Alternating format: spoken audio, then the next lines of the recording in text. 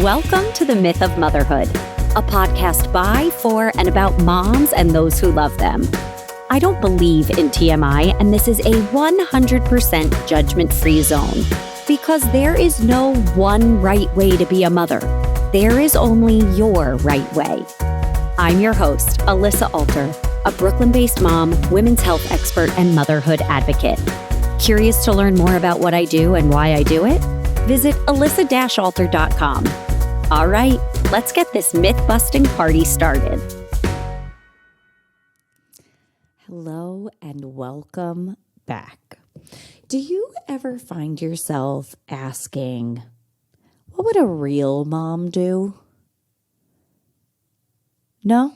Yeah, right? I mean, we all find ourselves asking a question like that at some point. It makes me think about how, adulting, momming, really does make me relate very strongly to that meme that has gone around and continues to circulate, where it's like, what do you do when you're looking around the room for an adult, and then the horror when you realize that you are in fact the adult in the room. And it often brings up some deep, tough, but ultimately really powerful questions, which this week's guest, Liz Kimball, is going to share such incredible and imaginative and profound and yet fun and light insight into how we can use these questions to guide us through. Right? What is possible if we get curious, if we get creative, and then we center that creativity in our ever-evolving experience? And she's guiding us through this not because she's immune to feeling these things or being caught in that, or as she says, in the belly of the whale, but because she's actually steeped in these experiences as well. Liz is a creativity coach. I have worked with her as a coach, and I highly recommend. She is also a writer, a speaker, and she's dedicated to helping the next generation of women creators produce the major creative works of their lifetime. She has this incredible creativity challenge called the Creative 15, which I did and love. There's a link in the show notes. And I also did her incubator, the Original Source Creativity Incubator, which I also highly recommend. It really is, she is absolutely incredible at helping you to meet, greet, welcome your creative process and create the space and the environment for your creativity to be centered and honored in your life, to have a seat at the freaking table and a voice that we listen to. Anyway, her work has been featured on TEDx, Oprah.com, the Guggenheim, the New School, the Female Quotient, and at universities and institutions throughout the country. Check her out, lizkimball.com. The links to everything are in the show notes. And I can't wait to hear what you think of this conversation and how it inspires you. Okay, Liz, we were chatting without the mics on, and not that we can perfectly recreate it, but you did share there's two questions that you're asking yourself, right now in your work and where you are in life. My first question is, do you remember what they are? Just from one mom lovingly to another mom. I so do. Great. And that's a rare moment which we can celebrate. Every time you remember your thought, big celebration. Oh my gosh. If you could even finish one thought and then remember it, that's it. Buy a lottery ticket. It's a big day. The unfinished sentence of motherhood, the one long unfinished sentence. My God. Yeah. That's is that going to be, are you going to write a book? Am I writing that book? Are we co-writing a book? I think we're co-writing a book. I think we're co-writing a book. The unfinished sentence. Yeah. Yeah. There's a lot in there. Listeners, come co-write it with us, let's do this. Yes, this is a co-creation. Co-created. Let's co-create it. Yeah. Okay. Great. Okay, so that was question number 1. Question 2, will you share those 2 questions that you are asking yourself? Yeah. I'm in love with questions. I'm trying to build a life and career where you only ask questions. Not in an annoying way, not in a Socratic weapon. No. It's so powerful. I just feel questions have been, excuse my French, shat on by our culture. Good questions. Yeah. The act of asking a question without feeling the pressure to have the perfect answer. I need to take my own advice here though, because I all day long in parenthood, I'm I have all these questions and I'm I need the answer now. Google, tell me how to parent. Yeah, no, and it's become you ask a question so that you have an opportunity to provide the right answer, rather than if you're really questioning and thinking deeply and critically, and I don't mean critically as in negatively, but really observing and questioning, you are threatening whatever you're questioning. I'm taking that in. That's deep. Right? Yeah. And that's also why we're not supposed to ask questions and just take it as it is. Right. So the real questions, I love that we're here, by the way. Yeah. Tangent number 1. So the real tally. A question, a real question, a good question, not one that's I'm asking this so I can share the right answer, comes from your curiosity. And your curiosity, I think, is the most sacred thing you possess. And it is the most feared by our culture because women's curiosity is literally a threat to every system as we know it. And it's silencing women's curiosity, which I think kind of so much of mass, sort of mass market, consumerism does, is a tool to prevent change.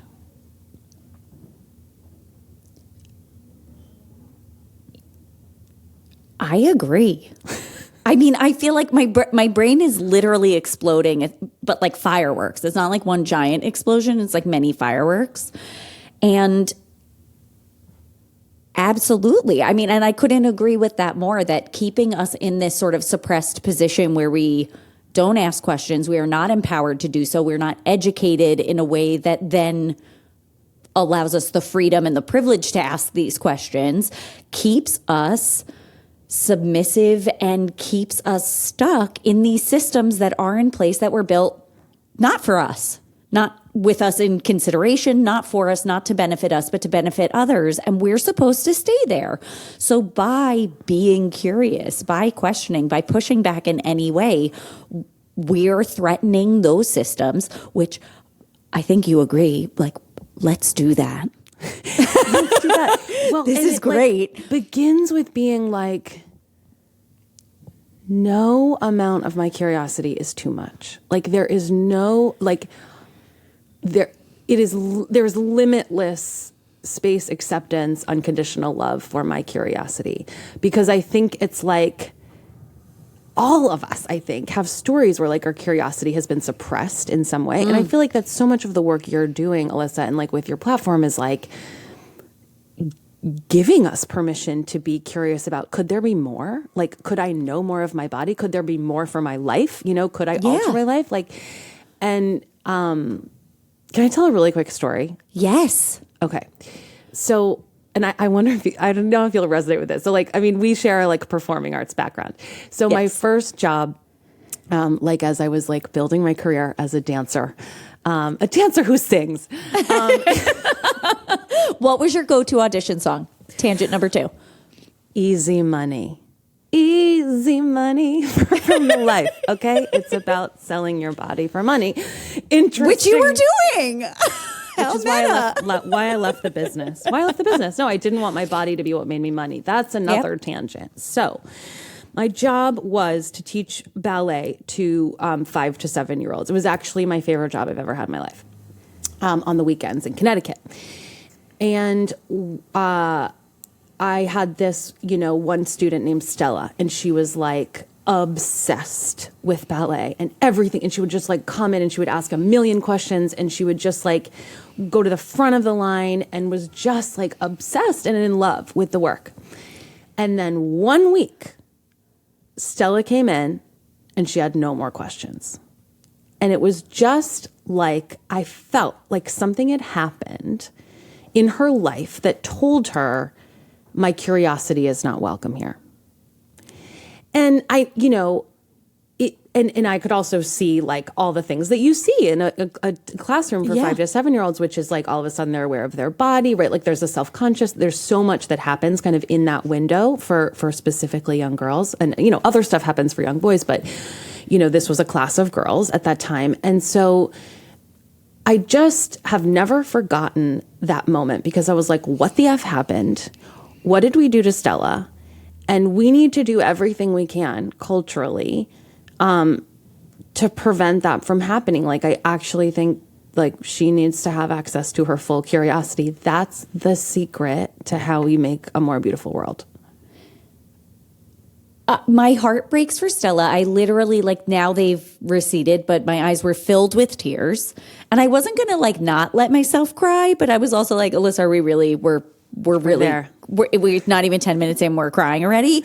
Like, I'm open so like almost 100 million%. And something that I would like was sort of floating around in my brain, and then with that story came back, is like all of these things that like when we're parenting, like I always tell Everett, like, I love how curious you are. You really notice things and you ask about it. And I think that's really spectacular. Like, that was an incredible question.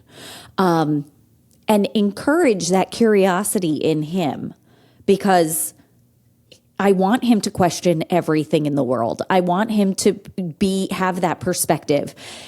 And then there are times now, it's taken a lot to get here, a lot of unlearning, but I too am curious. And I was raised that way. It was broken in me for a long time.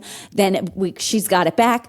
But for so long, I was punished for that, and I can relate to that. And it's like just this thing where I'm like, wow, this is so important to me for my child. Yet there are still, and it's not that I'm immune to feeling it, I still feel the times that I'm not supposed to be.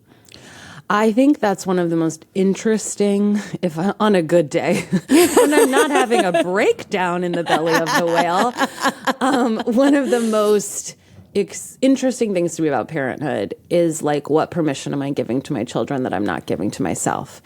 And like, is it the permission to be curious? Is it the permission to play? Is it the permission to have unbridled enthusiasm? It's just like, so I find that a compelling on a good day. Yes, and it's like you catch it everywhere.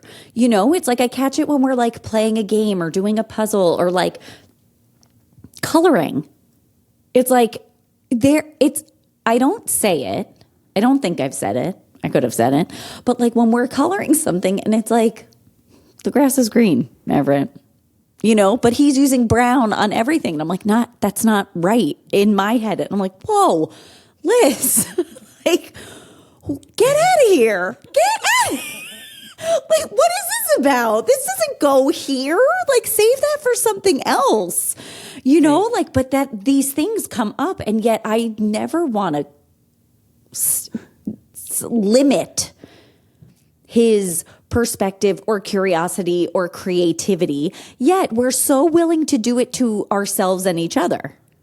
Yeah. And I need to give a disclaimer that my kids are 2.5 and younger. So like, I'm sure when I get to like 3 and 4, I'll be like, fuck curiosity. Like, just here's the there ultimatum. is a lot of, so I don't I'm not inundated the way you are. I just want to say that to anyone out there who's like, what is she saying?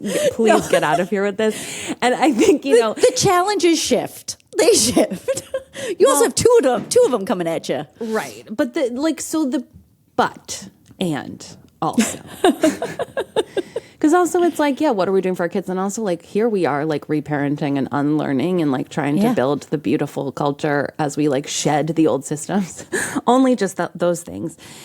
And it's like, so true, it's kind of like interesting. What is true curiosity? What is not? Like not curiosity. We're asking questions all the time that are not curiosity. It's like, so I'm looking outside of myself to get the answer. It's like what I found myself, I was talking to a friend the other day and it was like, I said, I feel like I'm constantly saying, what would a real mom do? I'm constantly saying to myself, I'm like parenting all day and I'm like, what would a real mom do? And like, that's not good. That's like bad curiosity. That's like anti-curiosity. That's like a dead, that's what I call like a dead question because it's taking me away from myself. First of all, it's like so mean to myself. Super mean, super judgy. So mean. The mean mom voice is so real. And then it's like, who has that answer? And how conditioned we are to look for the answer from somewhere else. And by the way, like I feel like we all know this in theory, and then we're like, well, I'm not really doing that. And then it's like, but it's subtle the way we, It is, and it's insidious, and it's unconscious. It's, and it doesn't, it might not be the thoughts, these are the thoughts that are explicitly going through your head, but it shows up in the way you react to something or just the way you feel in your body about something or the guilt you feel about whatever. Like it is there. And again, we are so conditioned to either not feel those things because we're so disconnected we can't even really identify them, or we feel them, we're like, that's got to go. Like, get out of here. Like, we don't do that, Right. That's a powerful, right. We don't do that. Right. Right. And yet it's like, yet change the world.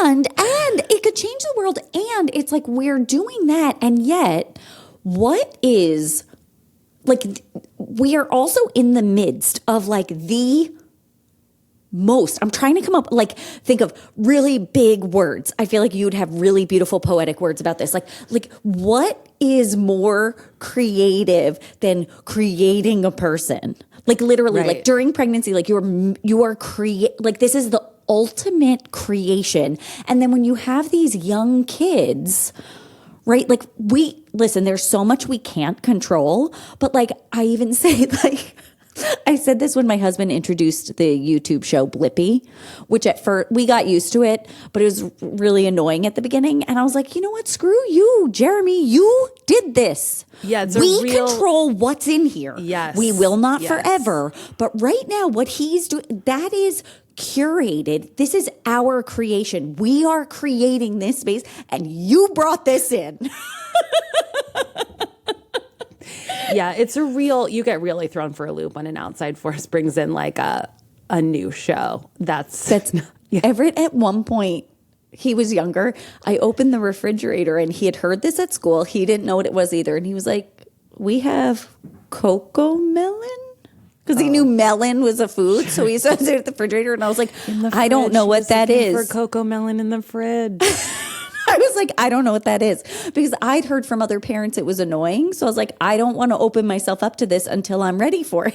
That is a great strategy for you. And also, bless his heart. Bless his heart, cocoa melons in the butter dish. He's like, we have melon, we have cocoa melon.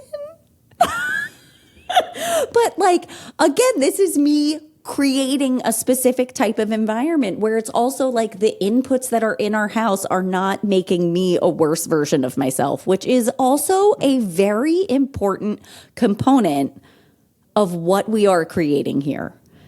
1000%. And so just like again, like we are creating so much, and yet we are also in the depths, the belly of the whale of punishing ourselves for having any sort of creative inkling. Well, that's a really interesting thing you just said, because a lot of the research I've been doing around kind of basically, because you can't control creativity, all you can do is control an environment that supports your creativity. Like you can't control the flower growing, right? You can only control, like you can't be like, grow to the left and like a little more beautiful. You can be like, you can tend to the soil. You can tend to the soil and you can kind of think about how much water you're giving it in the sun. You could right? rotate it towards the sunlight and it, like if it needs a stake. Like like tomato plants need the thing. High-level gardening technique that I'm not familiar with, but I just have like a weird memory of my mother doing a steak. Yeah, I'm not there. Okay, it's just it's again it's supportive to the plant, but it's a thing. It's an action you can take. Anyway, it's like so. The creative process is a mystery. She's a woman. It's the divine feminine. So it's not. You cannot be controlled, cannot be told what to do, and cannot be decided. But you can. You have control over the environment.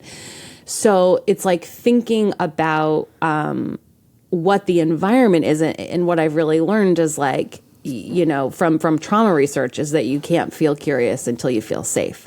So actually like number one, I mean, really in any creative process, but it was just interesting what you just said about like, here we are berating ourselves all day, which is an unsafe environment. And that's definitely been my journey with motherhood is like, I felt like right before I had kids, I was like, I think I'm finally building some self-confidence. I was like creeping up to the top of the cliff of like, is this what it feels like to be a person who trusts herself and feels confident? And then I had a kid number 1 and it like shot me down the ladder. And then I had kid number 2 and it was like, there's an even darker, deeper place you can go. Let me send you down there. It's like shoots and ladders, like back to square one, building confidence. And so it's like, right, so you have like that, like you're berating yourself. That's actually like an anti-creative place because you don't feel safe. So I'm not like, and then I'm not being like berating me and you for berating ourselves, but I'm just saying like it's the environment of safety, which is so interesting because I know you and I share a creative background like in the performing arts and in so many kind of craft-focused creative environments. There's all kinds of language about like, don't play it safe, like this kind of conversation around risk taking as it relates to creativity and safety is very interesting because what I've learned is like actually we need to establish safety first. And that's actually going to empower like electrifying kind of creativity than pressuring you to kind of like go outside your comfort zone before you feel safe. Well, yeah. And I mean, I'm having so many thoughts and picturing specific people and specific situations, but really around that and like the rehearsal process and like, when was I told like to be risky, you're playing it safe, and how much of that was actually all of us collectively not having the language that we currently have around trauma and safety and consent and all of that. And it being a reaction to the fact that I didn't feel safe. And this person had nothing to offer in order to recognize that and make me actually address what was happening, So instead it becomes, and this is so prevalent in theater, and I know it's prevalent in other disciplines as well. I am not as fluent in them. But then to pressure you until you break down, and then they call it a breakthrough. But I mean, isn't that also like in like the military and cults? That's also like part of grooming. So anyway, I mean, there's tangent number. What is that for? I hope someone's tallying, and please find me on Instagram and DM me the tally of the tangents. Tally. I feel like we'll like make like a giveaway. Yes. Yeah. It's like a game. It's a game. Take a drink of kombucha every time we go on a tangent. But this is that creative process. She's the divine feminine. She weaves in and out. She's surrendering. Yeah. So, I mean, you are someone who like is so present with creativity, right? In your work, in the way that you think, what you are most like deeply curious about in this world. And so I am not about to ask you for like I'm in that deep place, Liz, like, what do I do? But like when you have found yourself in that space, what are the questions you ask yourself to start to bring in more creativity, right? To like rebalance things where there is a little space for that. Oh God, this is a real in the moment question that I'm asking. So like, I just want to say that I am in the middle of, in the middle of that. Versus like at the end of like, which makes the way out. Right. No, you're like, I'm literally trying to sift it out. And I also want to recognize that for each person and each time we find ourselves there, right? Like, it's not like, it's not like prescriptive. It's not an exact formula of how you get out. And you are like that timing, like Liz, just to acknowledge this as someone who cares about you, like, of course you're in the middle of it. How old is your daughter now? She's 6 months. Yeah. Yeah. Do you know what I mean? It's totally. Like, and you're at that point, you are in the depths of it, but also like you're starting to see like the teeny tiny pinhole of light at the end that starts to open at a year, but really you can't really see anything till 18 months. And then 2 years, there's some more clarity. And then I don't know. Everett's 3. That's as far as I've gotten. Right. And I'm about to dive back in. So I don't really know what happens next. But like, so in the midst of it, like, what are the questions that are? Well, I think this is so good, right? Because I guess, I don't know. I only know my own experience and other moms, but like, I think those kitchen floor moments, when you're like I'm thinking of like a moment after bedtime, some like whack-a-mole bedtime I was going through recently. And like, I end up on the kitchen floor because maybe I'm trying to connect with the earth. I don't know. There might be some But also, kind of I feel like there's like a dancer thing where we get on the floor. Yeah, and like an earthy thing too. It's like connect with the earth maybe. And also just like there's nowhere else to go. But I can't get lower. I'm already down here. Yeah. So this is as low as it's getting. Yeah.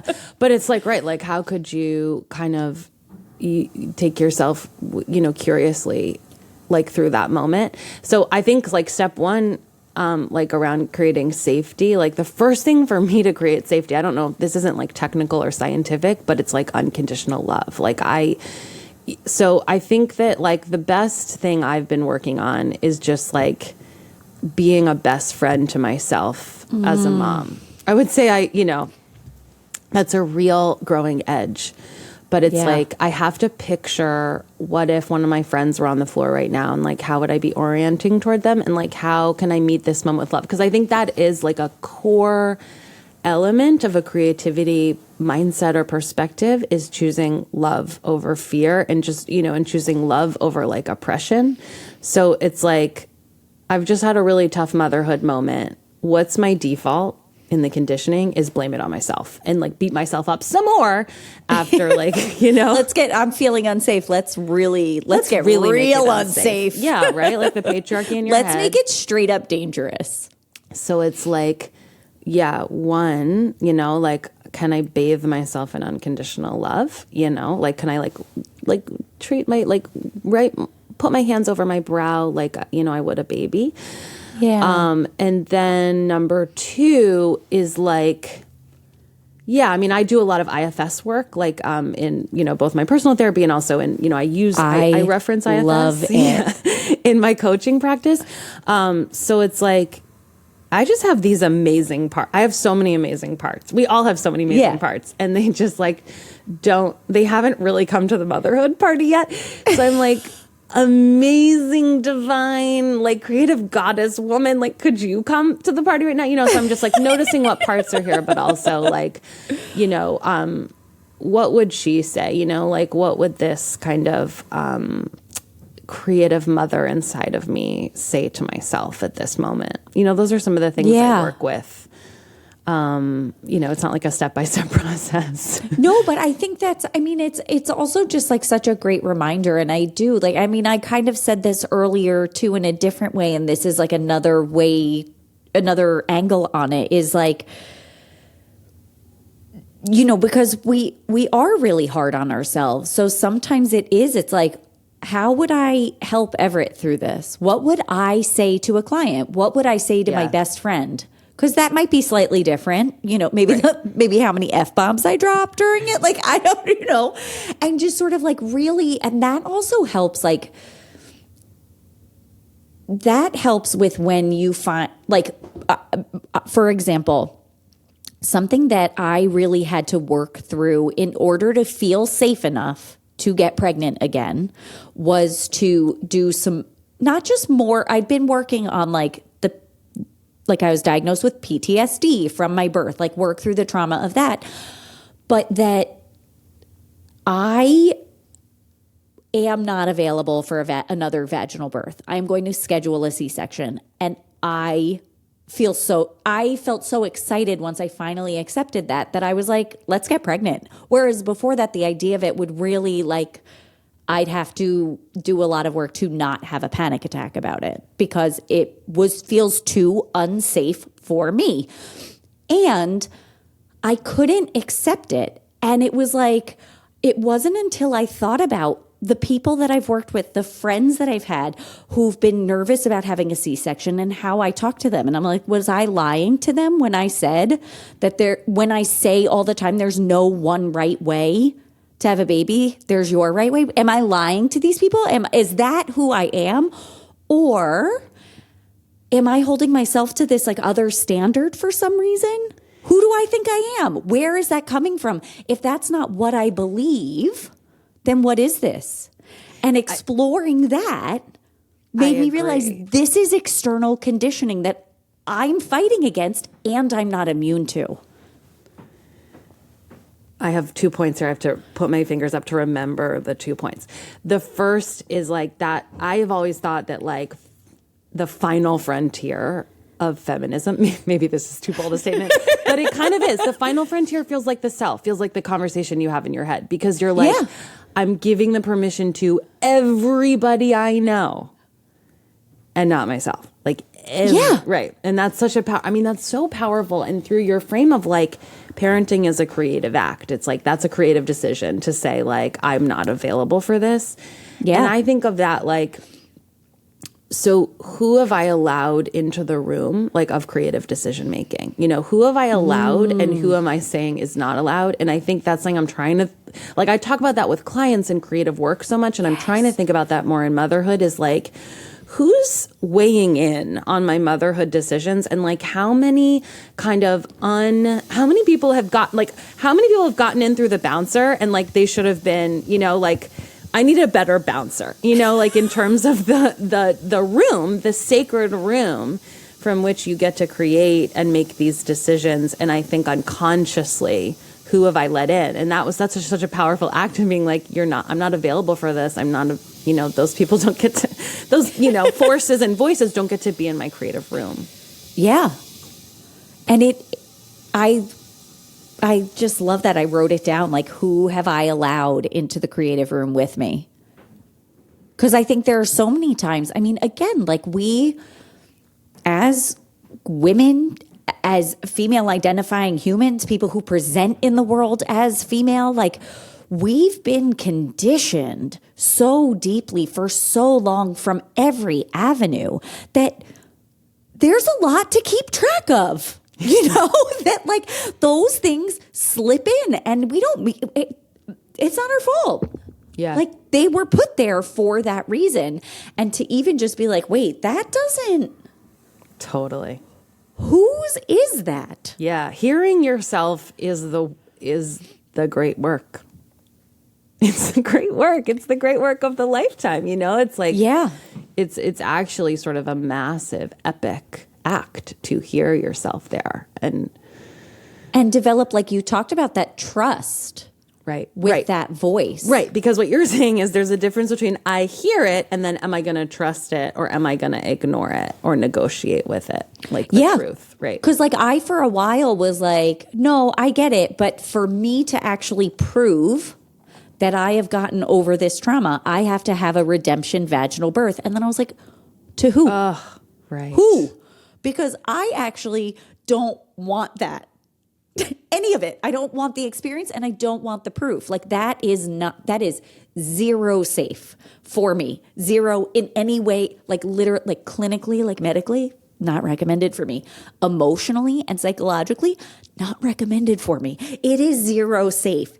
And if we know that like safety is what we need to be curious and our curiosity is what leads the creative process. And I'm about to go into this hugely creative project of literally creating a new human where there was not a human, and then bring them into create a new family where there was not a family like that before, and then create this new thing. The best thing I could do is feel real unsafe, right? I should feel zero safe going into that so that I do this really well. Absolutely not. Me creating us, anyone, I mean, myself I'm the example right here, but all of us, like our safety is the foundation of how this is going to go. Ooh. Amen. Ooh, no, that's like so big. And that's also like this whole thing of like self-abandonment in terms of like our self-care and why, listen, I am a bath person. So like a bath is actually high up on like things that like when I'm feeling unsafe, I should take a bath. But for some people, it's like, fuck your bubble bath. Like I need whatever their thing is, but like all these things, it's like you have to figure out what is, and that's through trial and error and curiosity to figure out what you need to feel safe. And that is of the utmost importance in your life, whether you're parenting or not. Yes. Yeah. It's like a important part of your creative well-being, among other things.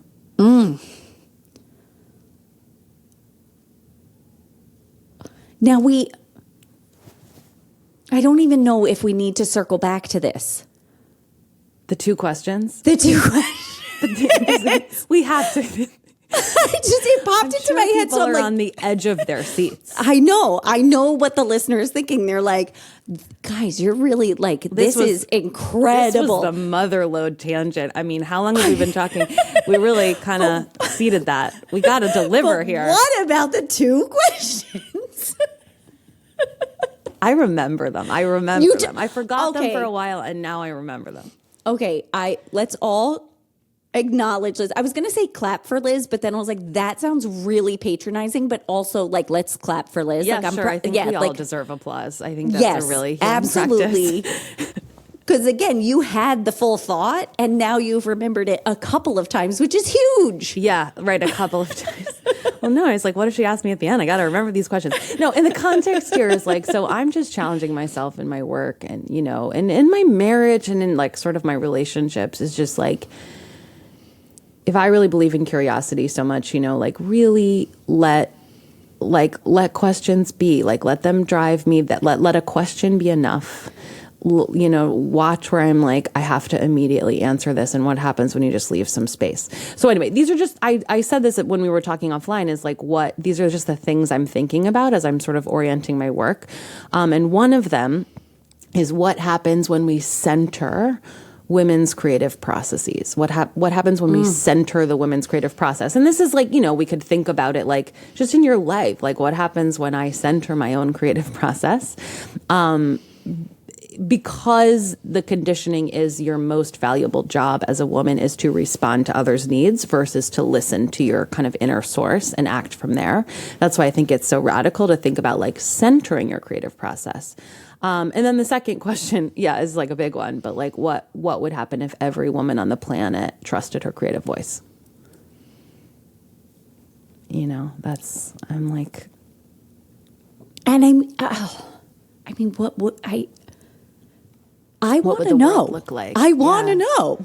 And I feel like we are making gains. Yeah, totally. Big moves.